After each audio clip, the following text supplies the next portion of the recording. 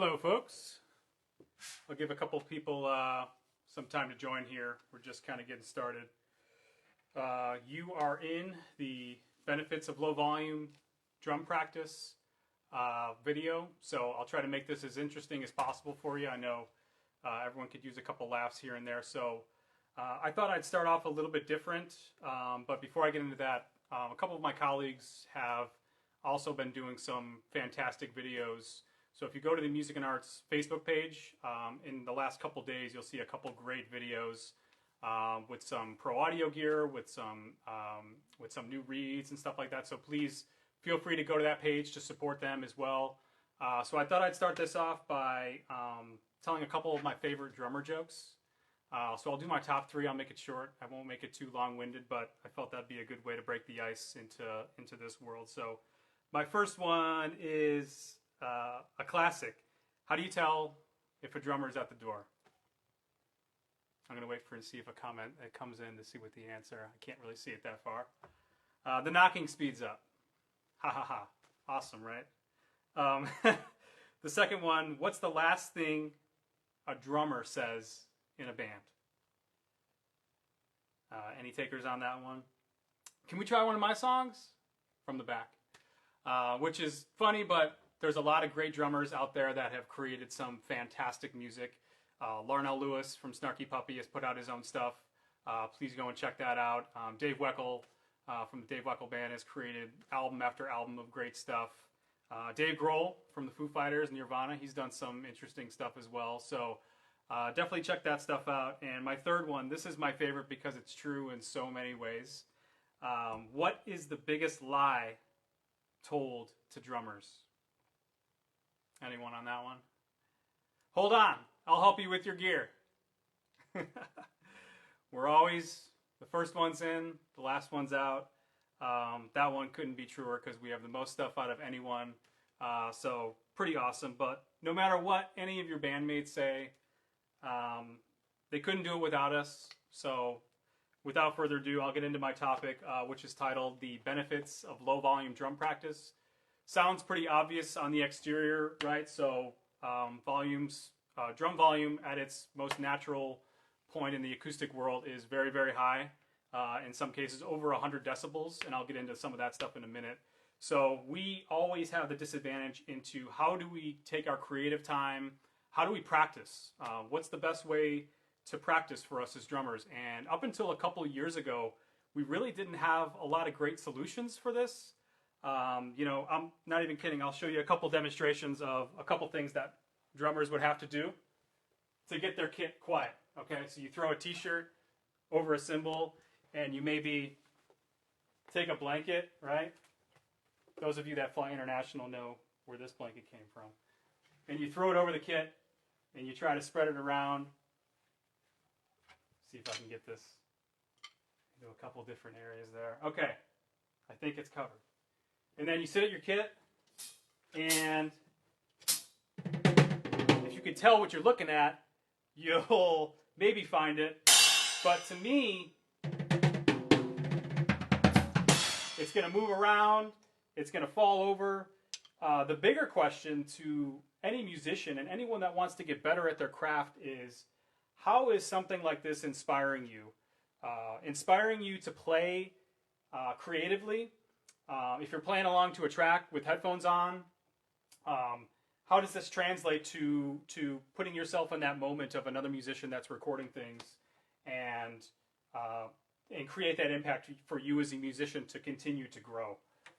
If this is your only solution, you know, and you got to do it, hey, it's better than nothing. But definitely, luckily the drum industry has come a long way in really the last couple of years. So I grew up doing that method, or putting, you know, rubber pads on the drums themselves. It wasn't really a great option, and it didn't give you that feel and that response that you really need from drums. But it was what we had to do. Luckily, my parents, like some of you out there, were really, really great about the volume in the house, so I didn't have to worry too much about that. But in general, this was awesome for me to have. So in the last few years, Zildjian has come out with the L80 low volume cymbals. This is what I'm playing on here. I'll just show you really quick.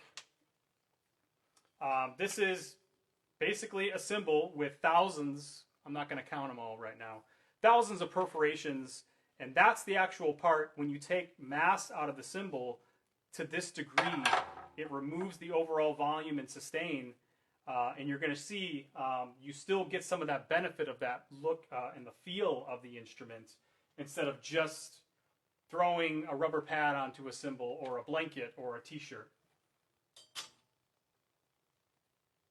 So I'll start off by telling you, like I said, a regular drum kit can exceed a decibel range of 100 decibels.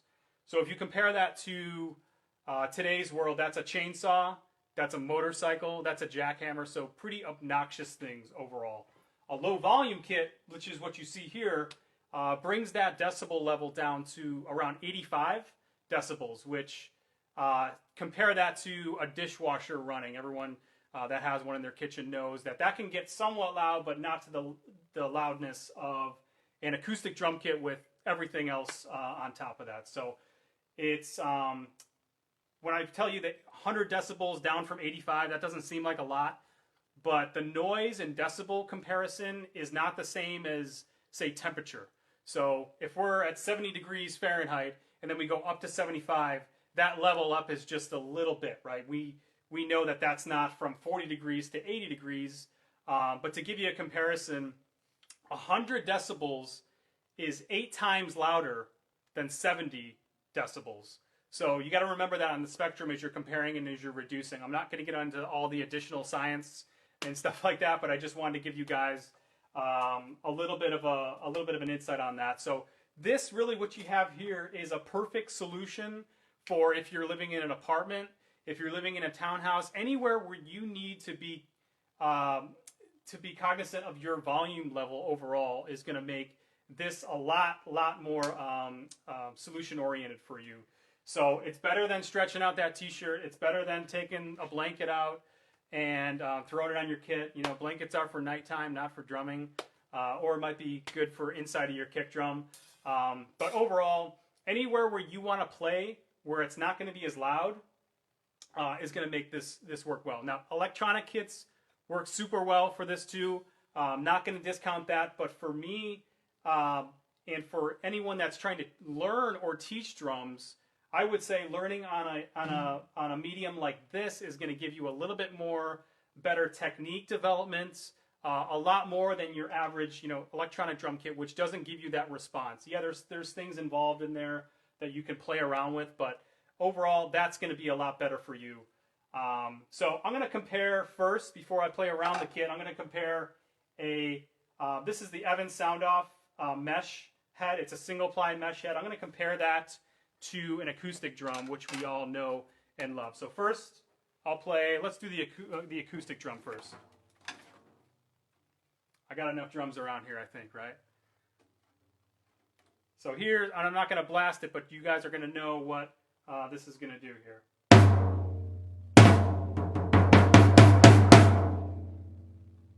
Okay, and this is just one drum, 4-piece kit with 3 or 4 cymbals. This is just one, and this is the lowest frequency drum that you have to worry about on it. So I'm going to go from this to this.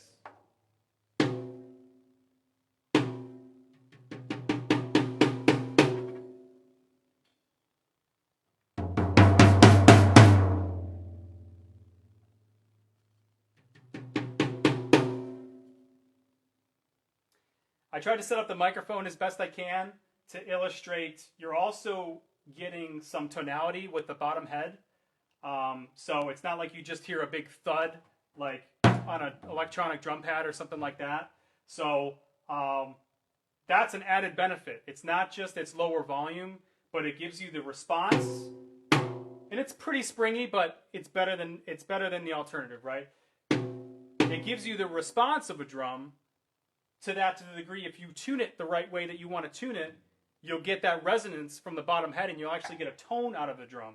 So you don't even need to have headphones on. That's the really, really, really cool thing about that. Now let's do the funner part and do the same thing with a cymbal. I think I got a couple of those sitting around as well. So 16-inch cymbal, versus a 16-inch cymbal. I'll start with the what I'll call the traditional cymbal.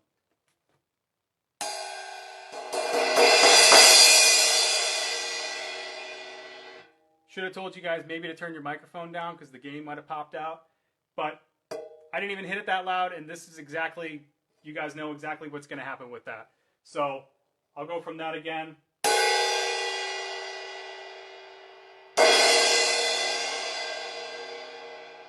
To this.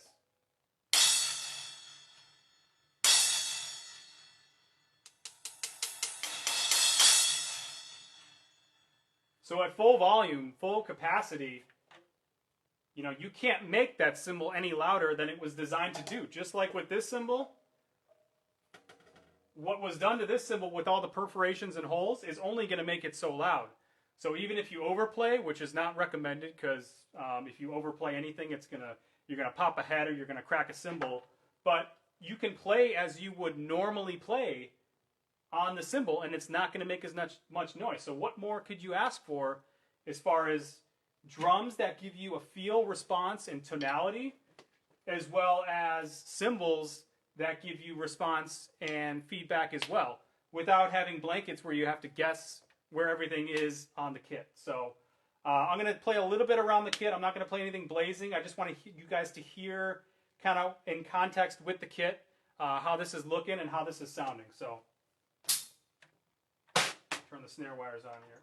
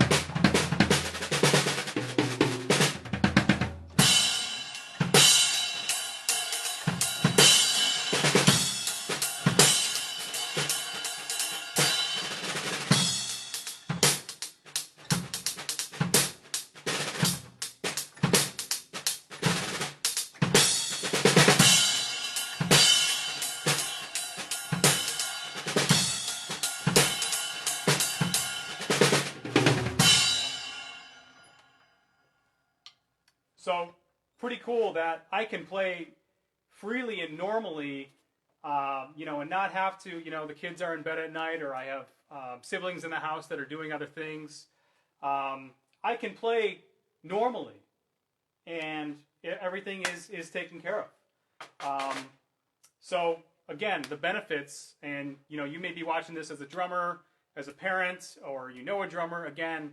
So if you know a drummer, you know, this is going to be something that's right up their alley, because if you want to practice and get better, you don't always have the freedom, unless you own your own studio that's detached from your house, to accomplish what we need to accomplish. So authentic feel and response, we talked about that, with the response from the bottom head. And you can even take the bottom head off of this, and it'll be even, I won't say deader, but it'll be even quieter, because you're not going to have those sound waves that are going to be bouncing back from that bottom head aren't going to be there, so it's just going to pass through that drum naturally. So two great products that are in the drum head range, as I was saying, the Evans Sound Off Mesh, and also the Remo Silent Stroke. And you can see how transparent these heads are. This is just a one-ply mesh drum head that's designed for low volume applications. So yeah, just wanted to give you guys that update on that. This is just a standard Pearl Export drum set that I've owned for years. That's done me super well. I've got a couple extra behind me, I think. It's not just a wallpaper, but yeah, I hope that kind of answers a couple of your guys' questions. I'll take a couple minutes just to play through a little bit more stuff, but I can't reiterate enough how perfect this is for practice spaces, lesson rooms, and most all of the music and arts lesson rooms, you'll see this exact setup. A low volume drum head with a low volume cymbal set. They sell the drum heads in packs, in singles. If you want to just start off with a 14-inch snare drum, if you're just doing rudiments for school, they sell the the Zildjian low volume cymbals in singles or packs, which are a value add. So if you get the 14-inch set of hi-hats, the 16-inch crash, and the 18-inch crash ride, you're going to get a little bit of a value and savings in that if you can. So definitely look those up. I mean, who knows how long we'll be kind of locked down for a little bit. You need to practice. One of the coolest and most spot-on hashtags I've seen in the kind of drum Instagram and music world is creation is not canceled. So this should not by any means deter anyone from continuing their musical education and development, whether you're on a Zoom lesson with your instructor or you're watching YouTube videos just to kind of keep your chops up and keep whatever instrument your guys are talking about. So please do not let the situation that we're in deter you from practicing and getting better. This for drummers is the best way as of right now how to do that, and it's pretty fantastic. I use it every week. I've got young kids upstairs probably banging on the floors wondering why they can't come downstairs for a little bit, but in general it doesn't get any better for drummers, and that's what we have to do. If you have any questions in the comments, I can't see them from my phone, but I will personally get on the page tonight to answer any lingering questions you might have.